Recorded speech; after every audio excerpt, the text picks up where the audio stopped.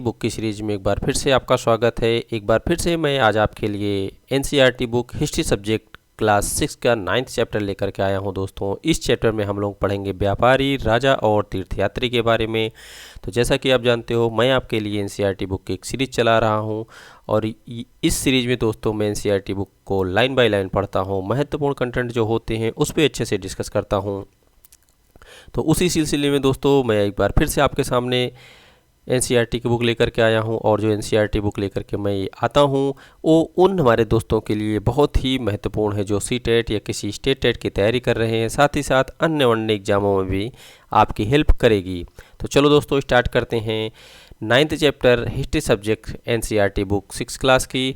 तो दोस्तों इसमें देखेंगे व्यापारी के बारे में, राजा और तीर्थयात्रियों के बारे में क्या क्या महत्वपूर्ण जानकारी मिलती है, व्यापारी कैसे थे, राजा कौन से थे और तीर्थयात्रा भी किस तरीके से होती थी और क्यों होती थी, इन सब के बारे में देखते हैं। तो पहले यहाँ पर एक इंट्रोडक्शन पार्ट दिया हुआ जो एक छोटी सी बच्ची की कहानी दी हुई है, इसको देखते हैं। पहले बाजार में घूमती जगनी। जगनी अपने गाँव के मेले की आस लगाए बैठी थी। स्टील के चमकदार बर्तन, रंग बिरंगी प्लास्टिक की बाल्टियाँ, सोख रंगों के फूलों की प्रिंटों वाले कपड़े, चाबी से चलने वाले मज़ेदार खिलौने उसे बहुत ही अच्छे लगते थे। इन चीज़ों को बेचने वाले दुकानदार बसों और ट्रकों पर आते थे और रात को अपना सामान समेटकर वापस चले जाते थे। जगनी को हैरानी होती थी कि ये लोग हमेशा इस तरह क्यों घूमते रहते हैं। उसकी माँ ने बताया कि वे लोग व्यापारी हैं, वे चीज़ों को उन जगहों से खरीदते हैं जहां ये बनाए जाते हैं और फिर उन्हें मेले में बेचते हैं। तो आपने देखा दोस्तों, जिस तरीके से एक व्यापारी एक जगह से सामान खरीदने के लिए जाते हैं, फिर उसी सामान को दूसरी जगह जाते हैं दोस्तों उस सामान को बेचने के लिए। तो ये भी उनका दोस्तों एक यात्रा होता है, इस तरीके से वो अपनी यात्रा करते हैं। तो ऐसे ही यात्रा और तीर्थयात्री एवं राजाओं के बारे में, व्यापारी, राजा एवं तीर्थयात्रियों के बारे में इस चैप्टर में हम देखेंगे दोस्तों। व्यापार और व्यापारियों के बारे में जानकारी। तो यहाँ देखते हैं व्यापारियों के बारे में जानकारी। अध्याय 8 में तुमने उत्तर के काले पालिश वाले बर्तन के बारे में पढ़ा होगा। बिल्कुल दोस्तों, पिछले अध्याय में आपने पढ़ा था जो उत्तर में पाए जाने वाले काले बर्तन थे जो बहुत ही अच्छे शानदार तरीके से बनाए जाते थे। जो जम्मू कश्मीर के क्षेत्र में लगभग, जो उत्तर दिशा है दोस्तों, जम्मू कश्मीर का क्षेत्र था और ये उत्तर के क्षेत्र में पाए जाते थे। और उसी पार्ट में आपने मथुरा के बारे में भी दोस्तों पढ़ा था। ये खूबसूरत बर्तन, खास तौर पर इनकी कटोरियाँ तथा थालियाँ इस महाद्वीप के अनेक महापुराणों में मिले हैं। सवाल उठता है कि इन जगहों पर ये बर्तन कैसे पहुँचे होंगे। ये अनुमान लगाया जाता है कि जहाँ ये बनाए जाते थे या बनते थे वहाँ से व्यापारी इन्हें ले जाकर अलग अलग जगहों पर बेचते थे। तो बिल्कुल दोस्तों, इन बर्तनों को एक जगह से ले जा कर के दूसरी जगह पर पहुँचाया जाता था, चाहे वो व्यापार के लिए या किसी को देने के लिए। इसी तरीके से ये बर्तन एक जगह से दूसरी जगह तक पहुँचा करते थे। आगे देखते हैं दक्षिण भारत। सोना। दक्षिण भारत जो है वो सोना, मसाले और ख़ास तौर पर काली मिर्च की कीमती पत्थरों के लिए प्रसिद्ध है। तो ये दोस्तों जो वर्तमान भारत का भूभाग है और वहाँ पे अगर हम दक्षिण भारत की बात करें दोस्तों, तो सोना जो है कर्नाटक के क्षेत्र में आज भी बहुत पाया जाता है। और मसाले की खेती दोस्तों दक्षिण भारत में पाई जाती है। आपने सुना होगा कर्नाटक में, केरल में, तमिलनाडु में, खास करके कर्नाटक वो क्षेत्र है दोस्तों जहाँ पर मसाले की खेती सबसे अधिक होती है। और ख़ास तौर पर काली मिर्च भी दोस्तों कर्नाटक में होती है तथा ये और कीमती पत्थरों के लिए प्रसिद्ध है। इन सभी चीज़ों के लिए दोस्तों दक्षिण भारत आज भी प्रसिद्ध है। यही दोस्तों काली मिर्च और मसाले की खेती के लिए ही जब अंग्रेज़ यहाँ पर आए थे, पुर्तगाल सबसे पहले यहाँ पर आए थे और इन्होंने जो है दोस्तों यहीं से इसका व्यापार प्रारंभ किया था। काली मिर्च की रोमन साम्राज्य में इतनी मांग थी कि इसे काले सोने के नाम से बुलाया जाता था। अब आप देखो, जो जो दोस्तों रोमन साम्राज्य हुआ करता था, रोमन साम्राज्य में इसी काली मिर्च जो कर्नाटक में पाई जाती है उसकी बहुत अधिक मांग थी। और बहुत अधिक मांग होने की वजह से वहाँ पे रोमन क्षेत्रों में दोस्तों इस काली मिर्च को काले सोने के नाम से जानते थे। व्यापारी इन सामानों को समुद्री जहाज़ों और सड़कों के रास्ते रोम पहुंचाते थे। दक्षिण अफ्रीका में ऐसे अनेक रोमन सोने के सिक्के मिले हैं। इससे यह अंदाज़ा लगाया जाता है कि उन दिनों रोम के साथ बहुत अच्छा व्यापार चल रहा था। तो आप देख रहे हो दोस्तों, वहाँ पर जो दक्षिण अफ्रीका में जो सोने के सिक्के मिले हैं, तो वहाँ के सोने के सिक्कों से यह अंदाज़ा लगाया जाता है कि वहाँ पर दोस्तों जो सोने के सिक्के मिले हैं वो दक्षिण भारत के क्षेत्र में मिले हैं। यानी कि बात करें तो कर्नाटक, केरल, तमिलनाडु आदि क्षेत्रों में। जैसे कि केरल में सबसे ज़्यादा मसालों की खेती होती है, तो कर्नाटक वाले क्षेत्रों में अधिक से अधिक सोने के सिक्के मिले हैं दोस्तों।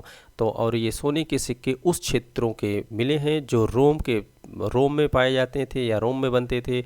और यहाँ पर दोस्तों जो है मसालों की खेती विशेष करके काली मिर्च की होती थी। तो यहाँ से दक्षिण भारत से दोस्तों काली मिर्च रोम भेजी जाती थी और इसके बदले रोम से जो है सोने के सिक्के आते थे। तो वही सोने के सिक्के दक्षिण भारत के क्षेत्रों में पाए गए हैं। इससे यह अनुमान लगाया जाता है या लगाया भी जा सकता है कि रोम से काली मिर्च या मसालों की खेती और व्यापार अच्छा चल रहा होगा दोस्तों। अच्छी तरीके से व्यापार चलता था। इस तरीके से ये चीज़ यहाँ पर एक दूसरे के पास मिलती है।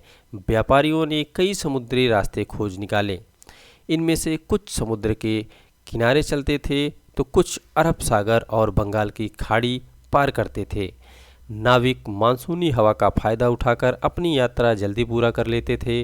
वे अफ्रीका या अरब के पूर्वी तट से उस महाद्वीप के पश्चिमी तट पर पहुंचना चाहते थे तो दक्षिण पश्चिमी मानसून के साथ चलना पसंद करते थे। इन लंबी यात्राओं के लिए मजबूत जहाज़ों का निर्माण किया जाता था। तो दोस्तों आप देख रहे हो किस तरीके से जो यात्री हुआ करते थे समुद्री रास्ते से आना जाना किया करते थे और उसके लिए समुद्र में चलने के लिए ये मानसूनी हवाओं पर भी निर्भर रहते थे, क्योंकि मानसूनी हवाएं किस दिशा में बह रही हैं ये भी बहुत ही इम्पोर्टेंट होता था, बहुत महत्वपूर्ण होता था। अगर इन्हें पश्चिम की दिशा में जाना है दोस्तों तो इन्हें पूर्वी हवाओं का इंतज़ार करना पड़ता था, और जब इन्हें पश्चिम की दिशा में आना होता था यानी पूर्वी दिशा में आना होता था दोस्तों तब ये पश्चिमी हवाओं का इंतज़ार करते थे। तो इस तरीके से हवाएं जो होती थीं, मानसूनी हवाएं जो होती थीं, बहुत ही महत्वपूर्ण भूमिका निभाती थी नावों को चलाने के लिए। और नाव भी देख रहे हैं आप कितनी मजबूती के साथ बनाया जाता था, और इनका जो दो रास्ता होता था दोस्तों वो अरब सागर एवं बंगाल की खाड़ी को पार करके ये जो है अक्सर यहाँ पर आया करते थे। अगर ये बंगाल की खाड़ी पार करते थे दोस्तों तब भी ये भारत के मुख्य भूभाग पे आ जाते थे, और अरब सागर पार करते थे तब भी ये भारत के मुख्य भूभाग पर पहुंच जाते थे। समुद्र तटों से लगे राज्य, तो समुद्र तटों से लगे कौन कौन से राज्य हुआ करते थे उस समय, इसके बारे में देखते हैं।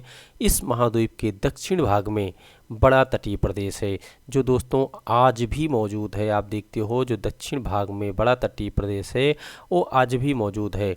इसमें बहुत से पहाड़ हैं, पठार और नदी मैदान है दोस्तों, ये आज आपको भी देखने को मिल जाएंगे। अगर आप तटीय प्रदेशों की बात करते हैं तो दक्षिण भारत में आपको पश्चिमी घाट एवं पूर्वी घाट मिलते हैं। पश्चिमी घाट में भी पहाड़ियाँ हैं दोस्तों, पूर्वी घाट में भी आपको नदी एवं पहाड़ियाँ देखने को मिल जाएंगी।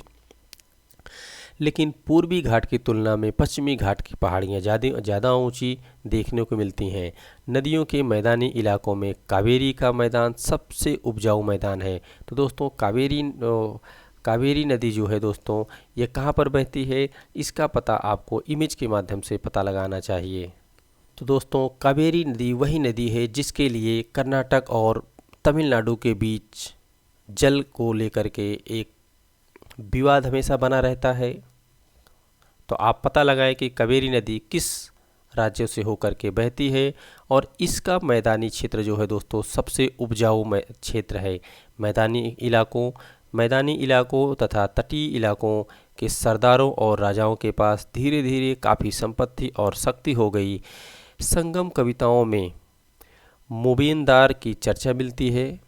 यह एक तमिल शब्द है जिसका अर्थ तीन मुखिया है, जिसका प्रयोग तीन शासक परिवारों के लिए किया गया होगा दोस्तों। तो तीन शासक मुखियाओं के लिए किया गया है। ये थे चोल, चेर और पांड्य। तो जो तीन शासक थे दोस्तों, उसमें आपने देखा कि एक चोल थे, दूसरे चेर थे और तीसरे पांड्य थे। इसको आप मानचित्र 7 में पृष्ठ 105 में, जो करीब 2300 साल पहले दक्षिण भारत में काफ़ी शक्तिशाली माने जाते थे। तो आप देख रहे हो दोस्तों, ये चोल, चेर और पांड्य जो थे, ये 2300 साल पहले की बात है, जो दक्षिण भारत के सबसे शक्तिशाली शासक माने जाते थे। इन तीन मुखियाओं को जो ये तीन मुखिया हैं दोस्तों, चोल, चेर तथा पांड्य, इन तीनों मुखियाओं को अपने दो दो सत्ता केंद्र थे। सभी के दो दो सत्ता केंद्र भी हुआ करते थे। इनमें से एक तटीय हिस्से में और दूसरे अंदरूनी हिस्सों में था। तो आप देख रहे हो, ये जो राजा हुआ करते थे, शासक हुआ करते थे, अपने क्षेत्रों को किस तरीके से सजा करके और बड़े अच्छे ढंग से व्यवस्थित करके रखते थे दोस्तों। इस तरह 6 केंद्रों में से 2 बहुत महत्वपूर्ण थे। एक चोल का पतन पुहार तथा कावेरी पट्टनम और दूसरा दोस्तों पांड्यों की राजधानी मदुरई। तो देख रहे हो, ये बहुत ही महत्वपूर्ण हो रहा है दोस्तों।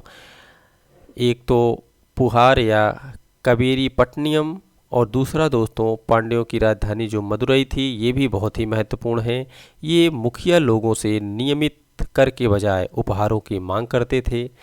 कभी कभी ये सैनिक अभियानों पर भी निकल पड़ते थे और आसपास के इलाकों में शुल्क वसूल कर लेते थे।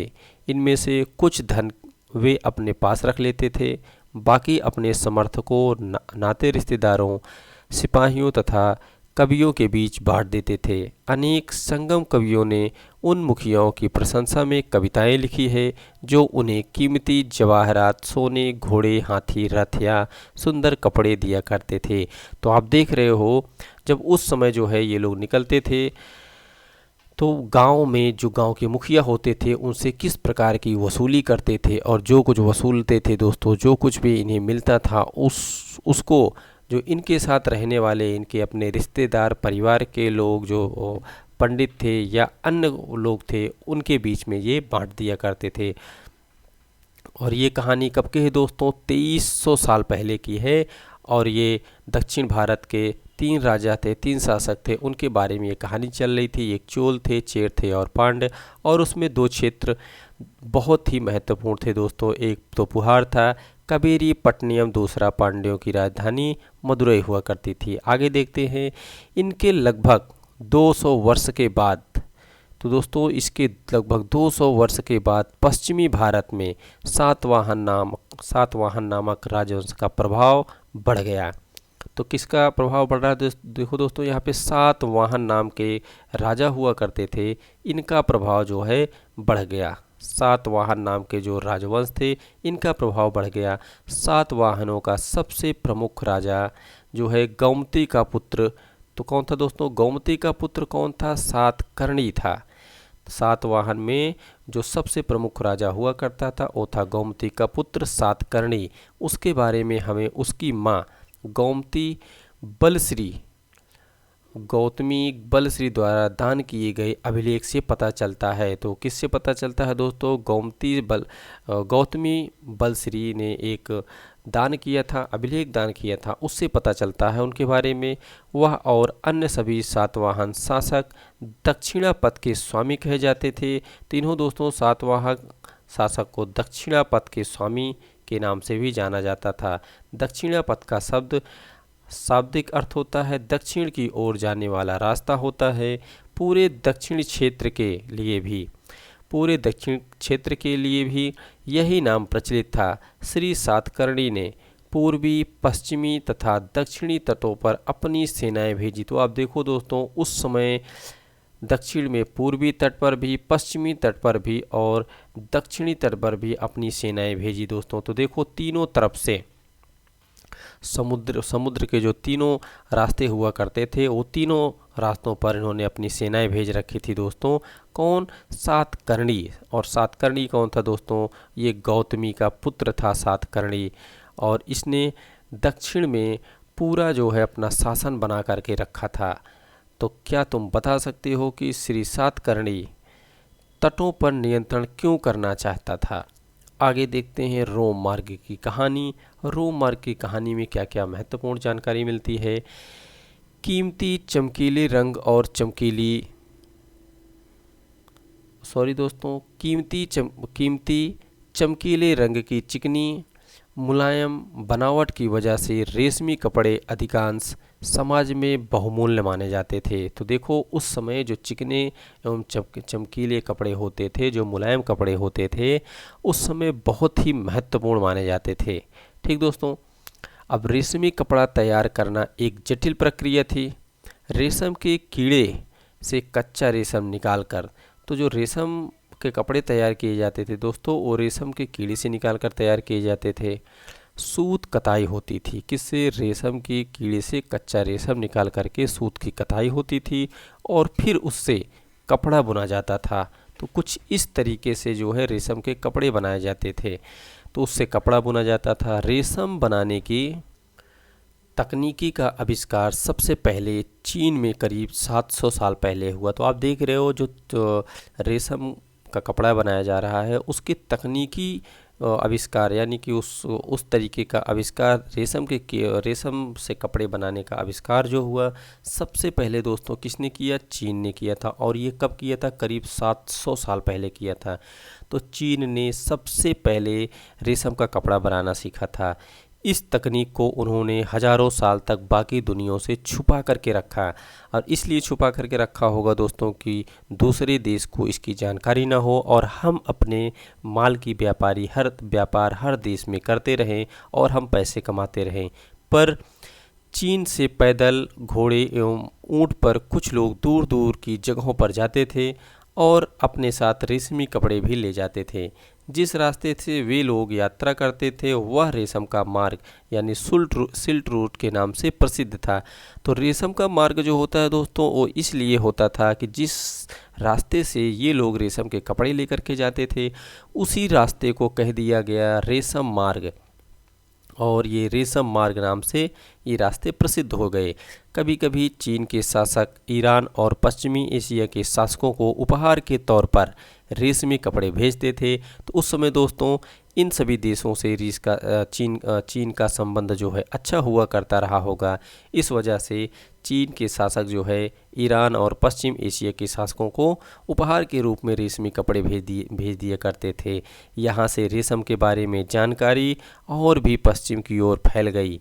करीब 200 साल पहले रोम शहर जो है दोस्तों, 200 साल पहले रोम के शासकों और धनी लोगों के बीच रेशमी कपड़े पहनना एक फैशन बन गया। तो सबसे पहले देखो दोस्तों, फैशन कहाँ पर बन गया? ये रोम के लोग जो है ये धनी लोग हुआ करते थे, और ये जो है रेशम के कपड़े को पहनना अपना फैशन समझने लगे। इसकी कीमत बहुत ही ज़्यादा होती थी, क्योंकि चीन से इसे लाने में दुर्गम पहाड़ी और रेगिस्तानी रास्तों से होकर जाना पड़ता था। यही नहीं, रास्ते के आसपास रहने वाले लोग व्यापारियों से यात्रा शुल्क भी मांगा करते थे। तो देखो दोस्तों, यात्रा शुल्क जो है ये बहुत पुरानी परंपरा है। उस समय लोग जब जानवरों से यात्रा किया करते थे, घोड़े से, ऊँट के माध्यम से यात्रा किया करते थे, उस समय भी लोग शुल्क दिया करते थे। आगे मानचित्र 6 पृष्ठ 76-77 में देखो, इसमें सिल्क रूट तथा उसकी शाखाओं को दिखाया गया है।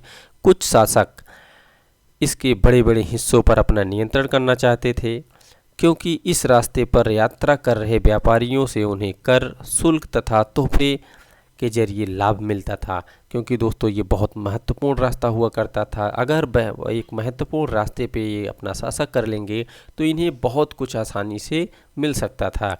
इसके बदले ये शासक इन व्यापारियों को अपने राज्य से गुजरते वक्त लुटेरों के आक्रमणों से सुरक्षा भी देते थे। तो देखो, क्योंकि वहाँ पे लोग उनके सामानों पर आक्रमण करते थे, सामानों को लूट लेते थे, और राजा जो थे वो उनकी सुरक्षा भी प्रदान करते थे दोस्तों। सिल्क रूट पर नियंत्रण रखने वाले शासकों में सबसे प्रसिद्ध थे दोस्तों कुषाण।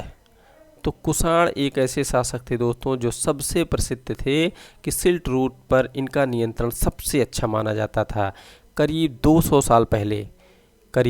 साल पहले मध्य एशिया तथा पश्चिमोत्तर भारत पर इनका शासन हुआ करता था।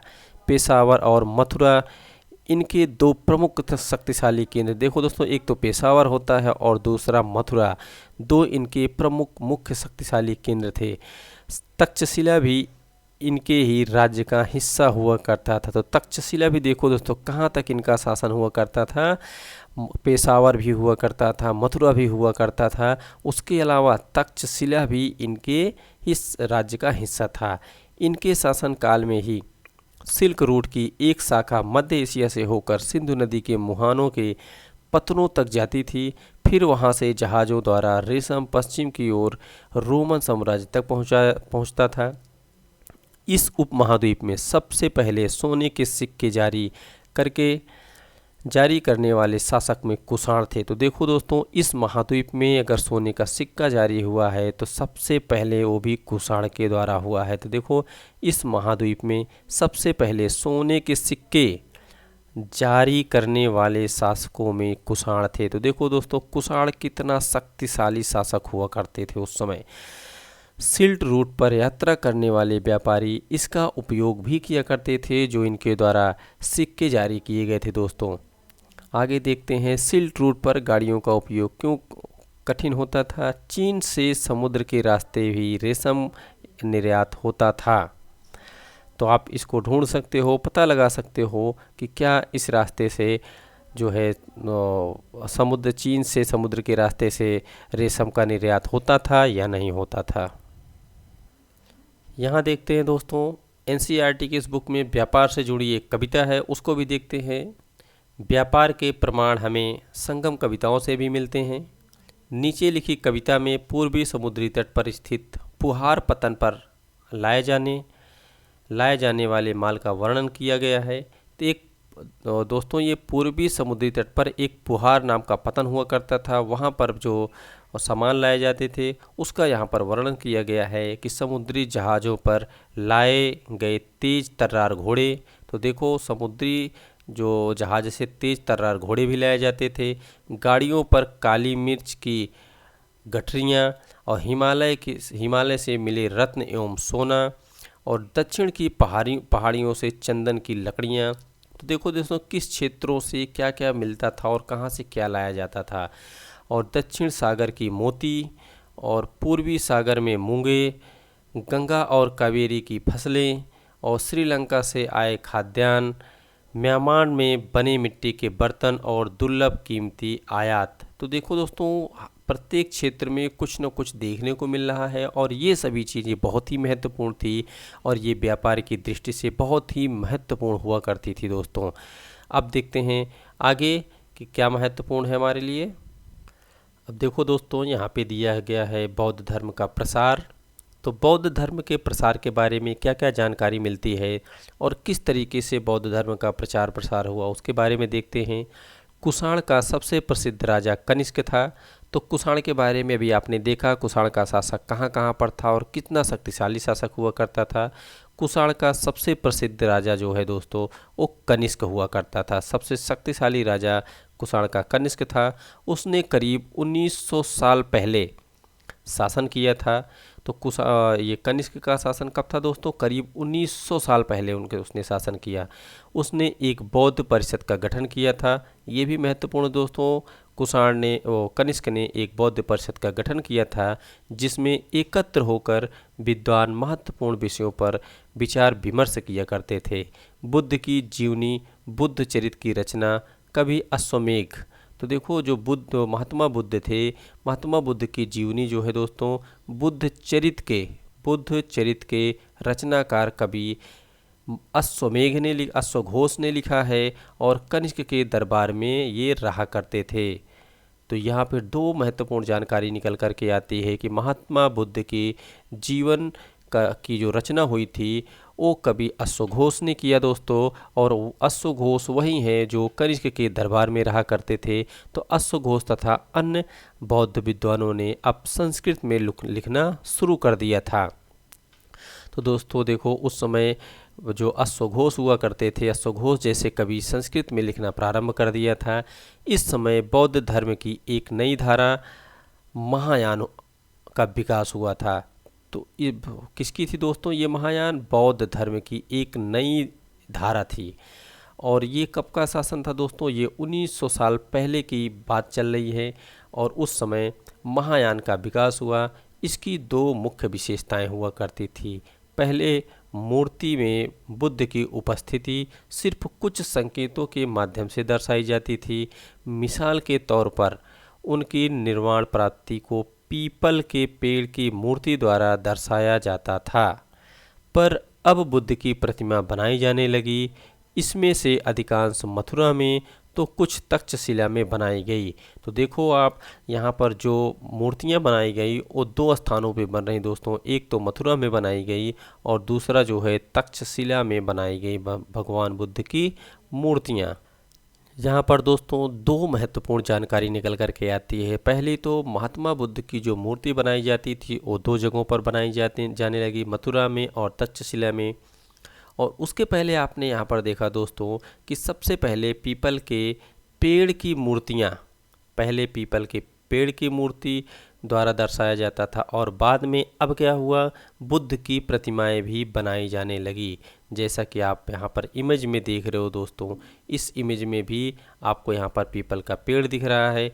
यहाँ पर देखते हैं सांची के स्तूप पर एक मूर्ति चित्र है।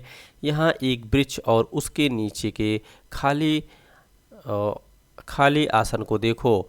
मूर्तिकारों ने यह बताने के लिए खुदाई करके यह मूर्ति बनाई कि बुद्ध को ज्ञान की प्राप्ति इसी वृक्ष के नीचे बैठ कर ध्यान करते हुए हुई दोस्तों। तो देखो, जैसा कि यहाँ पर एक पीपल का पेड़ है और ये यहाँ पर कुछ नहीं दिख रहा है और बगल में आपको दिख रहे हैं व्यक्ति। तो यहाँ पर खाली स्थान इसलिए दिखाया गया कि भगवान बुद्ध यहीं पर बैठ करके अपने ज्ञान की प्राप्ति की थी।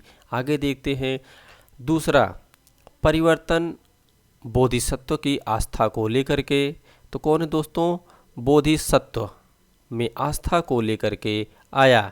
बोधिसत्व उन्हें कहते हैं जो ज्ञान प्राप्ति के बाद एकांतवास करते हुए ध्यान साधना कर सकते थे, लेकिन ऐसा करने के बजाय वे लोगों को शिक्षा देने और मदद करने के लिए सांसारिक परिवेश में ही रहना ठीक समझने लगे। धीरे धीरे बोधिसत्व की पूजा काफ़ी लोकप्रिय हो गई और पूरे एशिया, तो देखो दोस्तों पूरे एशिया में, साथ बाद में चीन और बाद में कोरिया, जापान तक ये फैल गई। तो ये भी दोस्तों बहुत ही महत्वपूर्ण होता है। जो दूसरा परिवर्तन आया था वो बोधिसत्व में आस्था का परिवर्तन आया। और पहला परिवर्तन आपने देखा दोस्तों, ये महायान का विकास हुआ था। जो नई धारा आई महायान का विकास। और दूसरा दोस्तों क्या आया? दूसरा आपने देखा यहाँ पर कि बोधिसत्व की में आस्था। फिर बौद्ध धर्म का प्रसार पश्चिमी और दक्षिणी भारत में हुआ, जहाँ बौद्ध भिक्षुओं को रहने के लिए पहाड़ों में दर्जनों गुफाएं खोदी गई। तो जैसे जैसे इनका प्रचार प्रसार हुआ, जैसे जैसे लोगों ने इनका साथ दिया, इनके बारे में लोगों ने जाना, इस तरीके से धीरे धीरे इनका प्रचार होने लगा। और अब जो इनके भिक्षुओं थे उनको रहने के लिए गुफाएं काट करके, वो पहाड़ों को काट करके गुफा बनाई गई ताकि ये वहाँ पर रह सकें और अपना साधना कर सकें। इनमें से कुछ गुफाएं राजा और रानियों के आदेश पर बनाए गए, तो कुछ व्यापारियों और कृषकों द्वारा। तो देखो यहाँ पर राजा रानियों के आदेश पर भी गुफा बनाए जा रहे हैं और व्यापारी और कृषकों के द्वारा भी। इनमें से ज़्यादातर गुफाएं पश्चिमी घाट के दर्रों के आसपास पाई जाती हैं। तो ज़्यादा गुफाएं दोस्तों पश्चिमी घाट के जो दर्रे हैं उनके पास बनाई गई थीं। दक्कन के शहरों और तटों के समृद्ध बंदरगाहों और उन्हें जोड़ने वाली सड़कें भी इन्हीं दर्रों से होकर के गुजरती हैं। ऐसा लगता है कि यात्रा करने वाले व्यापारी इन गुफाओं वाले मठों में विश्राम करने के लिए रुकते थे।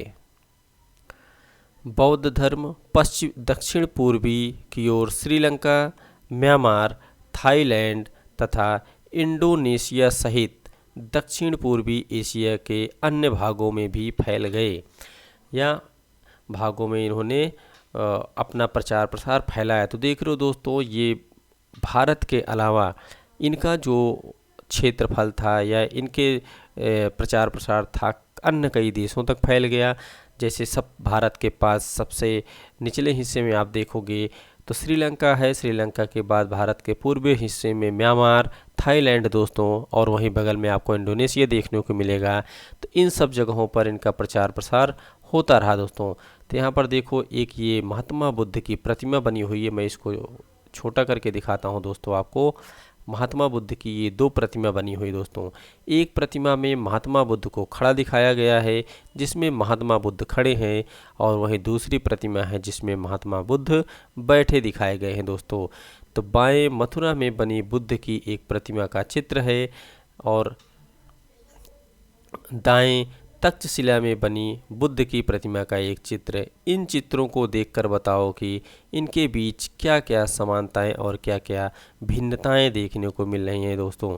तो आप देखोगे समानताएं, जिस तरीके से महात्मा बुद्ध ने अपना दाहिना हाथ उठाया है उसी तरीके से दोस्तों यहाँ पर भी महात्मा बुद्ध ने अपना दाहिना हाथ ऊपर किया हुआ है, और इस मूर्ति में महात्मा बुद्ध को खड़ा दर्शाया गया है और इस मूर्ति में महात्मा बुद्ध को बैठा हुआ दर्शाया गया है। आगे देखते हैं, थेरवाद। थेरवाद नामक बौद्ध धर्म का आरंभिक रूप इन क्षेत्रों में कहीं प्रचलित था, सॉरी दोस्तों, कहीं अधिक प्रचलित था। तो जो थेरवाद नामक बौद्ध धर्म हुआ करते थे, इनका आरंभिक जो है इस क्षेत्रों में बहुत अधिक प्रचलित था। यहाँ पे दोस्तों देखो करले की गुफाएं, जो महाराष्ट्र में करले जगह पड़ता है, वहाँ पर भी ये गुफाएं हुआ करती थी जिसमें बौद्ध धर्म के भिक्षुओं रहा करते थे। तीर्थयात्रियों की जिज्ञासा, तो तीर्थयात्रियों की क्या जिज्ञासा हुआ करती थी, वो तीर्थ यात्रा क्यों किया करते थे, उसके बारे में देखते हैं यहाँ पे। व्यापारी काफिलों में तथा जहाज़ों से दूर दूर तक जाया करते थे। बिल्कुल दोस्तों, जो व्यापारी हुआ करते थे, एक साथ जब कई लोग जाते थे तो उनकी जो दूरी होती थी, बहुत लंबी यात्रा किया करते थे, दूर दूर तक जाया करते थे। बहुत से तीर्थयात्री भी उनके साथ यात्रा पर निकल पड़ते थे। अब यहाँ पर देखो दोस्तों, तीर्थयात्री किसे कहते हैं? तीर्थयात्री वे स्त्री पुरुष होते हैं जो प्रार्थना के लिए पवित्र स्थानों की यात्रा किया करते थे। तो यानी कि जो पवित्र स्थान हुआ करता था, या आप कह सकते हो जो धार्मिक स्थल हुआ करते थे, वहाँ पर ये लोग जाया करते थे। जो धार्मिक स्थानों पर जाया करते थे उन्हें तीर्थयात्री कहा जाता था। इसी तरह भारत की यात्रा पर आया चीनी बौद्ध यात्री। देखो दोस्तों, ये कहाँ से आया है? चीनी बौद्ध यात्री है जिसका नाम है फासियन। फासियन एक चीनी बौद्ध यात्री था दोस्तों, और ये काफ़ी प्रसिद्ध था। वह करीब 1600 साल पहले भारत आया था। और सोएन त्यांग भी एक यात्री था दोस्तों, जो 1400 साल पहले भारत आया था। उसने करीब 50 साल बाद इत्सिंग आया, मतलब यानी कि सोएन त्यांग के करीब 50 साल पहले भारत आया। और तो दोस्तों सबसे पहले ये आया था फाहियान आया था, फासियन आया था, ये करीब 1600 साल पहले आया था। उसके बाद सोएन त्यांग आया और ये 1400 साल पहले आया। और उसके बाद सोएन सांग के बाद आता है दोस्तों करीब 50 साल बाद, यानी कि जब ये आया था 1400 साल में, तो ये लगभग आया दोस्तों 1350 साल में। 1350 साल पहले ये कौन आया दोस्तों? इत्सिंग आया। इत्सिंग भी भारत आया। सब महात्मा बुद्ध के जीवन से जुड़ी जगहों और प्रसिद्ध मठों को देखने के लिए भारत आए थे। तो ये जो तीनों यात्री थे दोस्तों, ये तीनों यात्री भारत आए, और भारत में किसके लिए आए? जो महात्मा बुद्ध का मठ हुआ करता था, महात्मा बुद्ध के मठों को देखने के लिए आए थे। इनमें से प्रत्येक तीर्थयात्री ने अपनी यात्रा का वर्णन लिखा। उन्होंने अपनी यात्रा के दौरान आई मुश्किलों के बारे में भी लिखा। इन यात्राओं में कई वर्ष लग जाया करते थे। जिन देशों और मठों को उन्होंने देखा उसके बारे में उन्होंने लिखा और उन किताबों के बारे में भी उन्होंने लिखा जिन्हें वे अपने साथ ले गए। तो देखो दोस्तों, ये जो तीर्थयात्री आए थे, ये तो आए थे, साथ ही साथ ये इन्होंने जो कुछ भी देखा वो देख करके तो यहाँ से गए, उसके बारे में लिखा ही, साथ ही साथ इन्होंने दोस्तों कुछ ऐसी और पुस्तकें यहाँ से लेकर के चले गए जो यहाँ पर पहले से लिखी हुई थी। तो आगे देखते हैं यहाँ से, श्वेत सांग भूगर्भ से। श्वेत सांग जो था दोस्तों वो भूगर्भ से यानी कि उत्तर पश्चिम और मध्य एशिया होकर के वो भूमार्ग भूमि के रास्ते से दोस्तों, श्वेत सांग भूमि के रास्ते से भूमार्ग से उत्तर पश्चिम से मध्य एशिया होकर के चीन वापस लौट गया। उसने सोने, चांदी और चंदन की लकड़ी की बनी बुद्ध की मूर्तियां तथा 600 से ज़्यादा पांडुलिपि एकत्र की थी। तो देखो दोस्तों, 600 से अधिक पांडुलिपि भी अपने साथ लेकर के गया। अच्छा, पांडुलिपि के बारे में दोस्तों आपने पिछली वीडियो में पढ़ा होगा कि पांडुलिपि किसे कहते हैं।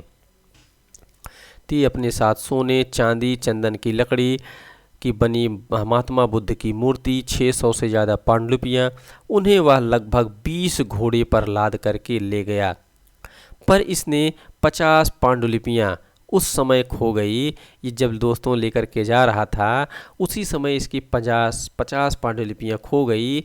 और ये कब खोई? जब ये जा रहा था, जब सिंधु नदी पार करते हुए उसकी नाव पलट गई। उसने अपने जीवन का बाकी हिस्सा उसने बची हुई पांडुलिपियों का संस्कृत से चीनी में अनुवाद करने में लगा दिया। तो देखो दोस्तों, उस समय संस्कृत में सारी पांडुलिपि लिखी गई होंगी और ये दो है दोस्तों जो श्वेत सांग था, ये सारी पांडुलिपियों को संस्कृत से हिंदी में परिवर्तन करने में अपना सारा जीवन लगा दिया। अब यहाँ पे देखते हैं फासियन।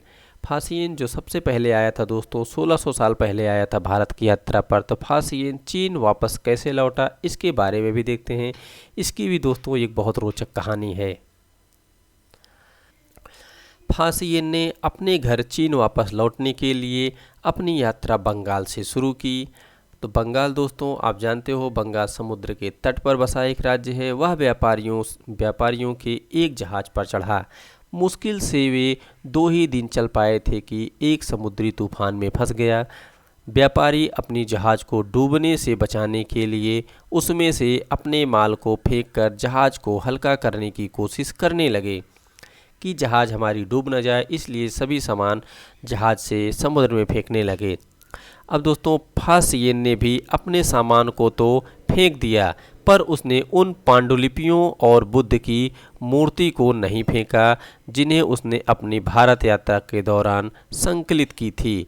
अंततः 13 दिनों के बाद आंधी रुकी।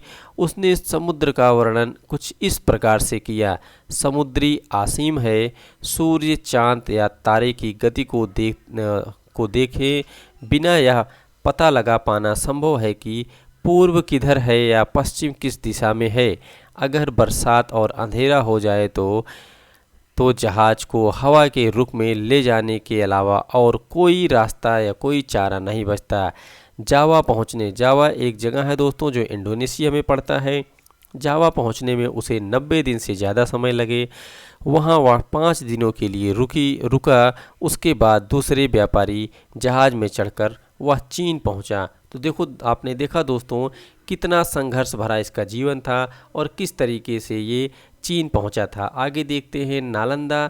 शिक्षा का एक विशिष्ट केंद्र नालंदा, जो नालंदा विश्वविद्यालय के बारे में जानकारी होगी यहाँ पर दोस्तों। तो देखते हैं यहाँ पे श्वेत सांग तथा अन्य तीर्थयात्रियों ने उस समय के सबसे प्रसिद्ध बौद्ध विद्या केंद्र नालंदा, जो कि वर्तमान बिहार में पड़ता है, नालंदा में अध्ययन किया था।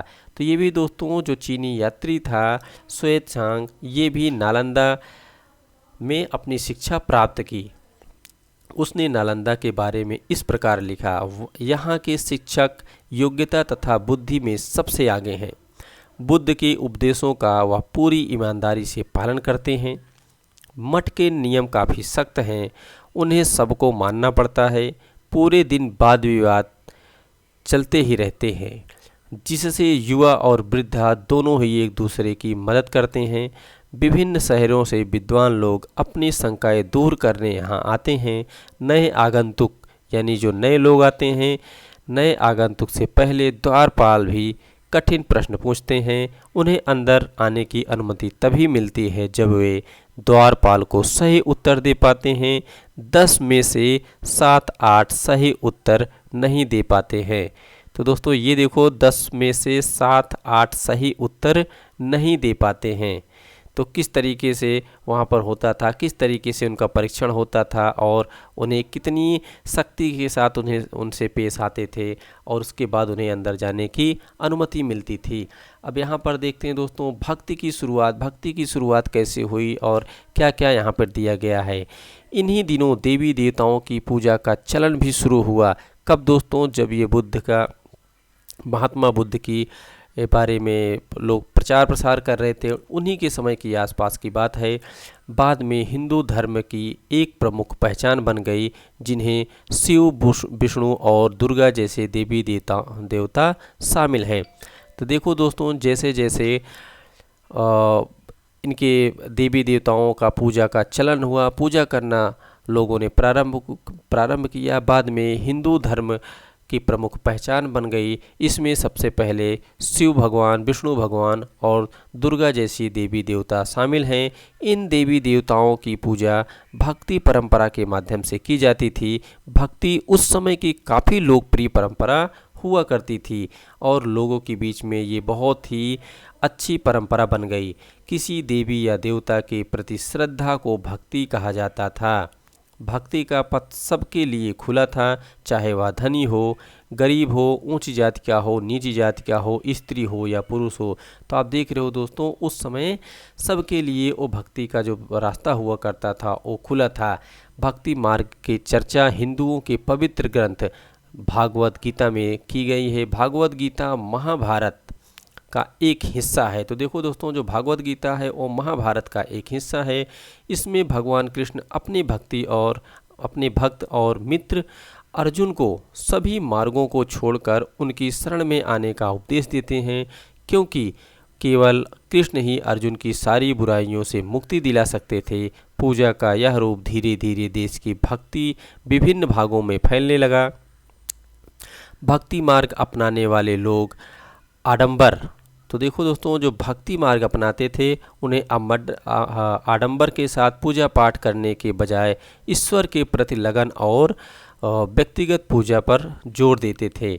भक्ति मार्ग अपनाने वाले लोगों जो भक्ति मार्ग अपनाते थे दोस्तों, तो भक्ति मार्ग अपनाने वालों का यह मानना है कि अगर अपने आराध्य देवी या देवता की सच्चे मन से पूजा की जाए तो वह उसी रूप में दर्शन देंगे जिसमें भक्त उन्हें देखना चाहता है। इसलिए आराध्य देवी या देवता मानव के रूप में भी हो सकते हैं या फिर हिंसा, पेड़, सिंह या अन्य किसी रूप में भी। जैसे जैसे इस पर विचार को समाज द्वारा स्वीकृति मिलती गई, कलाकार देवी देवताओं को इस प्रकार से बढ़कर एक खूबसूरत मूर्ति तैयार करने लगे। तो आप देख रहे हो दोस्तों, लोगों ने जिस तरह भक्ति दिखाई, लोग जैसा सोचने लगे उस तरीके से उन्हें देवी देवताओं की मूर्ति दिखने लगी और उसी तरीके से लोगों ने मूर्ति भी बनाना प्रारंभ कर दिया। तो आप यहाँ पर एक मूर्ति देख सकते हो दोस्तों। इस इमेज को देखो, ये मूर्ति किसकी लग रही होगी आपको? तो इस मूर्ति की यहाँ पर कुछ वर्णन किया गया है। बराह के रूप में विष्णु भगवान की ये मूर्ति है दोस्तों। एरण मध्य प्रदेश की एक शानदार मूर्ति विष्णु, जिसे बराह के रूप में की गई है। पुराणों के अनुसार जल में डूबी पृथ्वी को बचाने के लिए विष्णु ने बराह रूप धारण किया और यहाँ पृथ्वी को एक स्त्री के रूप में दर्शाया गया है। तो आप देख सकते हो यहाँ पर जो है दोस्तों, जिन्हें डूबने से बचा रहे विष्णु भगवान, जैसा कि ऊपर आपने देखा। देवी देवताओं का विशेष सम्मान होता था, इसलिए विशेष जगहों पर ही इन मूर्तियों को रखा जाता था। इन स्थानों को ही मंदिर कहते हैं। तुम इन मंदिरों के बारे में पढ़ोगे या आप पढ़ेंगे। भक्ति परंपरा ने चित्रकला, शिल्पकला और स्थापत्य कला के माध्यम से अभिव्यक्ति की प्रेरणा दी। तो देखो दोस्तों, चित्रकला से और शिल्पकला से और स्थापत्य कला से इन माध्यम से अभिव्यक्ति की प्रेरणा लोगों को मिलती है और लोग इससे अभिप्रेरित होते हैं दोस्तों। तो यहाँ पर एक छोटी सी जानकारी भक्ति के बारे में दी गई है। तो भक्ति के बारे में देखते हैं दोस्तों, क्या जानकारी दी गई है भक्ति के बारे में। भक्ति भज शब्द से बना है, जिसका अर्थ विभाजन करना या जिम्मेदारी होता है। इसका अर्थ यह है कि भक्ति भगवान और भक्त के बीच परस्पर एक अंतरंग संबंध है। भक्ति भगवान या भगवान के प्रति झुकाव भगवत। तो दोस्तों यहाँ पे शायद मैं गलत पढ़ दिया था। भक्ति भगवत या भगवान के प्रति झुकाव है। भगवत का एक अर्थ यह है कि जो अपने ऐश्वर्य तथा सुखों को भक्तों के साथ बांटता है, यानी भक्त या भगवत अपने देवी देवताओं के साथ देवी देवताओं के भग का हिस्सेदार होता है। बिल्कुल दोस्तों, अब यहाँ पर एक जानकारी दी गई है, एक भक्त द्वारा लिखी गई एक कविता है, उसको भी देखते हैं। अधिकांश भक्ति साहित्य हमें यही बताते हैं कि धन ऐश्वर्य या ऊंचे पद के जरिए कभी ईश्वर से आत्मीयता नहीं बन सकती। करीब 1400 साल पहले भक्ति अप्पार द्वारा तमिल में लिखी एक कविता का यह एक अंश है। अप्पार का बेल्लाल था नष्ट होते अंगों वाला कुष्ठरोगी, ब्राह्मण की नज़र में निचली जाति का व्यक्ति, कूड़ा करकट बटोर कर अपनी जीविका चलाने वाला इंसान। अगर ये लोग भी गंगा को अपनी जटाओं में छिपा लेने वाले शिव के दास बन जाएं, तो मैं इनकी आराधना करूंगा, क्योंकि ये मेरे ईश्वर समान है। तो देखो दोस्तों, यहाँ पे कितनी महत्वपूर्ण जानकारी दी गई है। अब देख रहे हो, जैसे हिंदू लोग जो है दोस्तों देवी देवताओं की पूजा करते थे और देवी देवताओं को मानने लगे, फिर हिंदू समाज आगे बढ़ कर के आया। तो यहाँ पर हिंदू के बारे में बात कही गई है। हिंदू शब्द कैसे निकला, जिस तरीके से आपने सबसे पहले पढ़ा था कि भारत का नाम भारत कैसे पड़ा। तो हिंदू शब्द इंडिया शब्द की तरह ही सिंधु या इंडस से निकला है। यह शब्द अरबों तथा ईरानियों द्वारा उन लोगों के लिए उपयोग किया जाता था जो सिंधु नदी के पूर्व में रहते थे। यही शब्द उनके धार्मिक विश्वास या सांस्कृतिक परंपराओं के लिए भी प्रयुक्त होता था। तो दोस्तों, जैसा आप जानते हो, जो भारत का इंडिया नाम पड़ा है वो भी दोस्तों किसके द्वारा रखा गया था? ये भी दोस्तों ईरानियों के द्वारा ही ये नाम रखा गया था, क्योंकि ये लोग दोस्तों जब भारत की तरफ बढ़े और बीच में इन्हें सिंधु नदी मिली, तो इन्होंने कहा कि सिंधु नदी के उस पार के रहने वाले लोग इंडस लोग हैं और इंडस नदी के उस पार के रहने वाले लोग इंडिया हैं। उसी तरीके से सिंधु नदी के उस पार रहने वाले लोग जो है दोस्तों, इनको हिंदू कहा गया। आगे देखते हैं, एक यहाँ पे अन्यत्र है, अन्यत्र के बारे में पढ़ते हैं दोस्तों। ये किस देश के बारे में यहाँ पे बात कही गई है? करीब 2000 साल पहले पश्चिमी एशिया में ईसाई धर्म का उदय हुआ था। ईसाई धर्म का उदय हुआ कब दोस्तों? 2000 साल पहले। ईसा मसीह का जन्म बेथलेहम में हुआ था। तो बेथलेहम एक जगह है दोस्तों, बेथलेहम में हुआ था, जो उस समय रोमन साम्राज्य का हिस्सा था। ईसा मसीह ने स्वयं को इस संसार का उद्धारक बनाया। उन्होंने दूसरों को प्यार देने और उसी तरह दूसरों पर विश्वास करने का उपदेश दिया, जिस तरह हर व्यक्ति एक दूसरे से प्यार और विश्वास की उम्मीद करता है। बाइबिल में ईसा मसीह के उपदेशों की बातें लिखी हैं। यहाँ उनकी एक अंश दिख रहा है। जो दोस्तों बाइबिल है, वहाँ पे इनके बारे में एक संपूर्ण चर्चा की गई है, विस्तार से इनके बारे में लिखा गया है। धन्य है वो लोग जो धर्म और न्याय के लिए भूखे प्यासे रहते हैं, उनकी कामनाएं पूरी होंगी। जो दयालु हैं वे धन्य हैं, क्योंकि उन्हें दया मिलेगी। जो धन्य हैं जो दिल से पवित्र हैं, क्योंकि वे ईश्वर के दर्शन कर सकेंगे। धन्य हैं वो लोग जो शांति स्थापित करते हैं, वही ईश्वर के संतान कहलाएंगे। ईसा मसीह के उपदेश साधारण लोगों को बहुत पसंद आए और धीरे धीरे यह पश्चिम एशिया, अफ्रीका तथा यूरोप में फैल गए। ईसा मसीह की मृत्यु के 100 साल के अंदर ही भारतीय उपमहाद्वीप के पश्चिमी तट पर सबसे पहले पहले ईसाई प्रचारक पश्चिमी एशिया से आए। तो देखो दोस्तों, जो ईसाई के प्रचारक आए थे वो भारत के सबसे पहले पश्चिमी तट पर आए थे। और ये पश्चिमी तट दोस्तों, पश्चिमी तट पर आए जो पश्चिमी एशिया से चल कर के आए थे। तो ये जगह कौन सी दोस्तों? केरल के ईसाइयों को सिरसिया ईसाई कहा जाता है, सीरियाई। तो जो केरल में ईसाई रहते हैं दोस्तों, वहाँ के ईसाइयों के सीरियाई ईसाई कहा जाता है, क्योंकि संभवतः वे पश्चिम एशिया से ही आए थे। वे विश्व के सबसे पुराने ईसाइयों में से हैं। तो आपने देखा जो भारत में ईसाइयों का प्रचार हुआ दोस्तों, वो केरल से प्रारंभ होता है और केरल में ही सबसे पहले ये लोग आते हैं, क्योंकि पश्चिमी तटों पर आए। तो हो सकता है दोस्तों केरल में तो पुराने हैं, हो सकता है पश्चिम तट में, भारत का जो पश्चिमी तट है वहाँ का उस पश्चिमी तट पर कहीं भर भी आ सकते हैं। यहाँ पर एक सटीक जानकारी नहीं मिलती है, लेकिन एक संभवतः उम्मीद लगाया जा सकता है कि वो केरल में ही आए होंगे, क्योंकि केरल एक ऐसा जगह था जहाँ से नाविक अधिकतर आया करते थे। अब देखते हैं इस चैप्टर में हमने किन किन शब्दों का उपयोग किया और क्या महत्वपूर्ण चीज़ें हमने पढ़ी दोस्तों। तो सबसे पहले हमने यहाँ पर व्यापारी के बारे में पढ़ा, मुवेंदार के बारे में पढ़ा, रास्ता या मार्ग के बारे में भी पढ़ा, रेशम के बारे में पढ़ा दोस्तों कि रेशम कैसे बनाया जाता है, कुषाण कौन थे उनके बारे में पढ़ा, महायान क्या होता है उनके बारे में पढ़ा दोस्तों, बोधिसत्व के बारे में पढ़ा, और थेरवाद, तीर्थयात्री, भक्ति, इन सभी चीज़ों के बारे में दोस्तों इस चैप्टर में हमने पढ़ा। अब महत्वपूर्ण तिथियां देख लेते हैं, कौन कौन सी महत्वपूर्ण तिथियां हैं। तो सबसे पहले रोमन रेशम बनाने की कला की खोज किसने की थी दोस्तों? चीन ने की थी। और कब की थी? 7000 साल पहले की थी। फिर 3 शासक हुआ करते थे, चोल, चेर और पांडे। ये लगभग 2300 साल पहले ये इनका शासन हुआ करता था, और इनका शासक जो है दक्षिण क्षेत्र में हुआ करता था दोस्तों। फिर रोमन साम्राज्य में रेशम की बढ़ती मांग के चलते 2000 साल पहले की बात है, जब रोमन साम्राज्य में रेशम की मांग बढ़ी। आगे कुषाण शासक कनिष्क जो था, कुषाण का शासक जो कनिष्क था दोस्तों, 1900 साल पहले इसका शासन था, जो बहुत ही शक्तिशाली शासक हुआ करता था। फासियन का भारत आगमन 1600 साल पहले हुआ था। उसके बाद स्वयं सांग भी भारत की यात्रा पर। अपार की शिव तुष्टि की रचना लगभग 1400 साल पहले हुई थी दोस्तों। तो इस प्रकार हमने देखा महत्वपूर्ण तिथियां इस चैप्टर में जो थी।